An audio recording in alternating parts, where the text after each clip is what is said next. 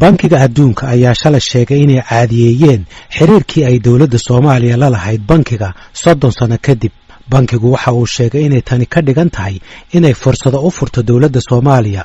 fursadahaasi oo ay ka mid yihiin inay Soomaaliya hesho deeqo uu bixiyo bankiga adduunka iyo inay wada shaqayn la lahaato dhammaan laamaha bankiga adduunka si ay u soo jiidato in Soomaaliya la maal gashan karo.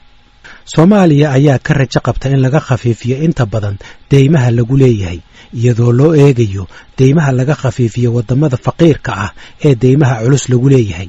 barnaamijkaasi oo loo yaqaano HIPC. Hugh Riddle waa maamulaha bankiga adduunka ee Soomaaliya. waraysi aan la yeeshay waxa uu kaga hadlayaa waxa ay ka dhigan tahay soo celinta xiriirkan iyo fursadaha ay Soomaaliya heli doonto wixii hadda ka dambeeya. This is the first step towards reaching the HIPC decision point, which we expect in late March. And what this means in practice is for 30 years, Somalia has been outside of the international financial institution system. waxa uu yidhi waa tallaabadii ugu horreysay ee go'aanka gaadhista barnaamijka deymaha looga cafiyo wadamada faqiirka ah ama HIPC. waxaana go'aankaasi filaynaa inuu soo baxo dhammaadka bisha Maarso ee soo socota. tani macnaheedu waxay tahay muddo 30 sano ah Soomaaliya waxay dibadda ka joogtay nidaamka hay'adaha lacagta dunida. xiriirka oo la caadiyeeyo waxay ka dhigan tahay inay Soomaaliya haatan sumcad wanaagsan ku leedahay bankiga adduunka. hadda wixii ka dambeeyana ay Soomaaliya awood u yeelan doonto inay hesho deeqa lagu yareeyo faqriga. muddo 30 sano ah ayuu yidhi Soomaaliya ma aysan heli karin maalgashiga bankiga adduunka. waxaa macnaheedu yahay ayuu yidhi in waddanka Soomaaliya ay si weyn u maalgashan karaan qaar ka mid ah baahiyaha asaasiga ah ee ay qabaan dadka Soomaaliyeed. tallaabada bankiga adduunka ayaa timid 24 saac kadib markii hay'adda lacagta adduunka IMF ay iyaduna sheegtay inay heshay yabo ku filan in hay'addaasi ay dhinaceeda ka khafiifiso deymaha lagu leeyahay Soomaaliya. IMF waxay sheegtay inay heshay yabo dhan $334 milyan oo ay ka heshay in ka badan 100 xubnood. haatan bankiga adduunku waxa uu sheegay in tallaabadani ay tahay mid muhiim ah. waxaa lagu sheegay war-saxaafadeedka bankiga adduunka inay qayb ka soo qaateen sidii Soomaaliya looga caawin lahaa inay halkan soo gaarto. taasi oo ay qayb ka ahayd lacag dhan $250 milyan oo deeqo hordhac ahaa. si loo dedejiyo ayaa lagu yidhi war-saxaafadeedka horumarka waddanku uu ka sameynayay isbedelada iyo bixinta adeegyada. maareeyaha bankiga adduunka ee Soomaaliya Hugh Riddle ayaan weydiiyey waxyaabaha ku qanciya bankiga adduunka inay tallaabadan qaadaan. We in the World Bank started working in Somalia in 2012 when the federal government was re-established under the provisional constitution, when we were able to access Mogadishu after the city was liberated from Al-Shabaab. waxa uu yidhi waxaan bilownay inaan Soomaaliya ka shaqayno sanadkii 2012 markii dawladda federaalka la sameeyay iyadoo la raacayay dastuurkii kumeel gaarka ahaa. markaasi waa suurta gashay ayuu yidhi inaan dib ugu laabanno magaalada Muqdisho kadib markii magaalada laga xoreeyay ururka Al-Shabaab. dib ayay noogu suurta gashay ayuu yidhi inaan xiriir la samayno dawladda Soomaaliya. ilaa xilligaasi bankiga adduunku wuxuu si dhow ula shaqaynayay wasaaradda maaliyadda iyo bankiga dhexe. wada shaqayntaasi waxay ahayd ayuu yidhi iyadoo isbedello asaasiga ah oo muhiim ah laga sameeyey hay'adahaas. xilligaasi wixii ka horreeyay ayuu yidhi miisaaniyadda ma aysan maamulayn wasaaradda maaliyaddu, baarlamaankuna kormeer kuma lahayn, dakhliga soo galaana wuu yaraa.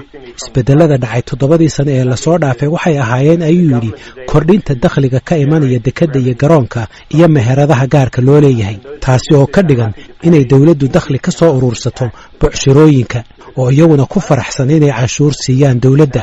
qodob kale oo la hagaajiyay ayaa ahaa ayuu yidhi kormeerka iyo xisaab celinta hanti dhowraha oo noqotay mid sanadla ah iyadoo uu warbixinayo baarlamaanka.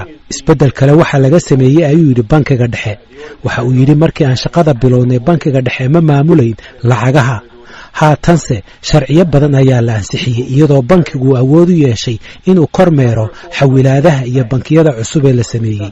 qodob kale waxa weeye ayuu yidhi daahfurnaanta laga sameeyey miisaaniyadda gaar ahaan mushaar bixinta. tusaale ahaan ayuu yidhi ciidamada dawladda Soomaaliya haatan mushaharkooda waxaa loogu diraa koontooyinkooda ama telefoonada. taasina waxay meesha ka saartay ayuu yidhi musuqmaasuq badan oo aan arki jirnay. dhinaca kalena su'aal dad badan oo Soomaaliyeed ay isweydiiyaan ayaa ah haddii xiriirka Soomaaliya iyo Bankiga Adduunka ee la soo celiyay uu ka dhigan yahay inay Soomaaliya deymo hor leh qaadan karto. Hugh Riddle wuxuu arrintaasi uga jawaabay sidan.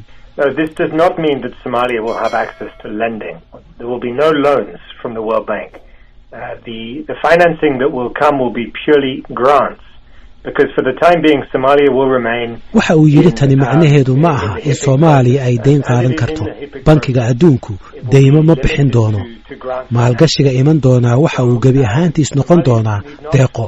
Sababtoo ah Soomaaliya waxay ku sii jiri doontaa geedi socodka barnaamijka deymaha laga cafiyo wadamada faqiirka ah ee HIBIC. Sida qorshuhu yahayna waxay ku ekaan doontaa deeqo. Soomaalidu waa inaysan ka walaacin ayuu yiri inay deymo kala geli doonto dawladda Soomaaliya. Lacagta Bankiga Adduunkuna 100% waxay ahaan doontaa ayuu yiri deeqo qorshe gaar ah lagu bixinayo. Wasiirka Maaliyadda ee Soomaaliya Cabdiraxmaan Ducaale Beyle ayaa isna war saxaafadeedka ka soo baxay Bankiga Adduunka ku sheegay in tallaabada uu qaaday bankigu ay muhiim u tahay inay Soomaaliya si buuxda uga qayb qaadato xubinnimada bankiga.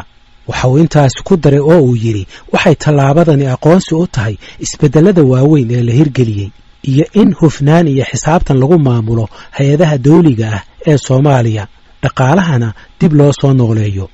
Bankiga Adduunku waxa kale oo uu sheegay in Soomaaliya ay ka faa'iideysan doonto cafinta ay helayso marka la raaco deymaha laga khafiifiyo wadamada faqiirka ah ee lagu leeyahay deymaha culus.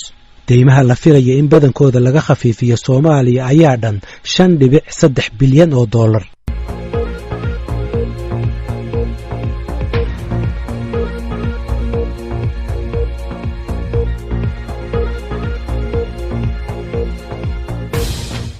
arrintani wax weyn ayay uga dhagan tahay Soomaaliya sidii maalintii hore aynu sheegnay ee ay ka hadleen ay yiraahdeen khafiifintii waa loo samaynayaa dalka Soomaaliya.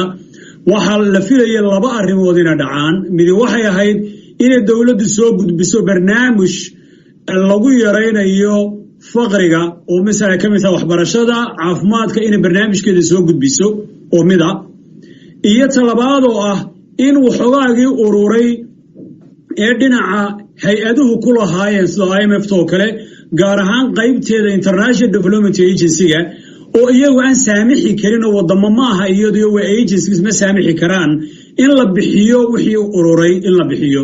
de lacag ma haysta Soomaaliya ee marka waxay noqotay inay wadamo kale ay u soo ururiyaan lacagtaas oo ay kaga bixiyaan tiina marka way dhacday. sidaa darteed bisha Maarch ee soo socota waxa lagu dhawaaqin doonaa in qaybtii hore ee khafiifintu ay suura gashay oo ay heli karaan hadda lacag aan deynahayn iyo lacag deynaba oo lagu bilaabo barnaamijyo lagu yareynayo faqriga. waa gartay marka ma waxay ka dhigan tahay in dawladda Soomaaliya ay heli doonto maalgelinta ay u baahato si ay wax uga qabato arrimaha dhaqaalaha ama waxyaabaha kale u baahan maalgelinta? laakiin waa laba tallaabo. tallaabada hore waxa weeyaan marka iminka laga khafiifiyo bisha Maarch markay gaadho lacag baa la siin doonaa 100 milyan oo la oran doono wax kaga qabta faqri yareynta. waayo waxa loo jeedo dhanbaba barnaamijkan 39 wadan buu shaqo ku lahaa 3 wadan baa dhinaa oo ah Suudaan iyo Eritrea iyo Soomaaliya. marka adduunku uu doonayo inuu lacagta ka dhaafo laakiin waxa la doonayo in la hubiyo in wixii loogu talagalay oo ah in uu faqriga la yareeyo inay barnaamijkii fuliyaan. marka lacagta marka hore la siin sanad baa la daba joogi haddii sanadka ay iskuuladii ku bilaabaan oo caafimaadka wax kaga qabtaan oo arrimo kale oo xagga shaqo abuurida ay bilaabaan dabeetana si rasmi ayaa sanadka dambe wuxuu dhanba loo dhaafi doonaa haddii la yiraahdo.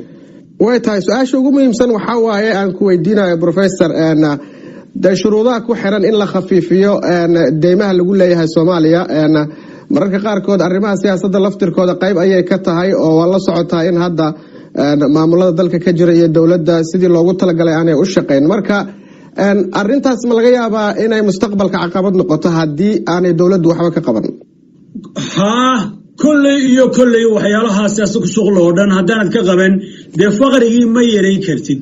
waayo goboladii waa in waxbarashada laftigeedii barnaamijkeeda la gaarsiiyaa waa in caafimaadkeeda la gaarsiiyaa وإن هدي ما جرس شغل عبوري يا جادا هدي مركا إيجا لفتو جانا يسلس صعنون وحوض قبلين طبعا ويجارس العقد هوري لسيدين يو مصامين يسوى لسيدين العقد هوري لكن العقد أوحي اللي قبته يسدا أول الشقيان ما بالقبول هذه دولة دحى بكحد نانا يسائين قادن كران دين حقله إن قادن كران مجرس العقلو لسين كرو واللو دسي كرامر كدكده يجدد كي سلو أبوره بعمشري حقله وجارهان إيجا إثيوبيا كده بلا مسلو سميو